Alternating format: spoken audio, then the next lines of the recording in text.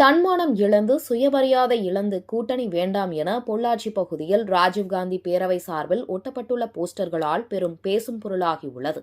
தமிழகத்தில் திமுக கூட்டணியில் உள்ள இந்திய தேசிய காங்கிரஸ் கட்சி வரவிருக்கும் சட்டமன்ற தேர்தலை முன்னிட்டு அதிக தொகுதிகள் மற்றும் ஆட்சி அதிகாரத்தில் பங்கு கோரி வருகிறது.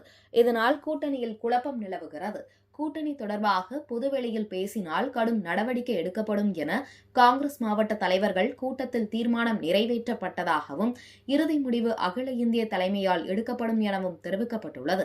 இந்த நிலையில் பொள்ளாச்சி பகுதியில் ராஜீவ்காந்தி பேரவை சார்பில் ஒட்டப்பட்டுள்ள போஸ்டர்களில் ஆட்சி அதிகாரத்தில் பங்கு தரும் கட்சியுடன் கூட்டணி வேண்டும் என வலியுறுத்தப்பட்டுள்ளது. மேலும் தமிழக வெற்றிக் கழகமுடன் கூட்டணி சேர்ந்தால் ஆட்சி அதிகாரத்தில் பங்கு வழங்கப்படும் என விஜய் அறிவித்துள்ள நிலையில் இந்த போஸ்டர்கள் அதனை நோக்கியிருக்கலாம் என அரசியல் வட்டாரங்களில் பேசப்படுகிறது. இதனால் அரசியலில் பரபரப்பு ஏற்பட்டுள்ளது.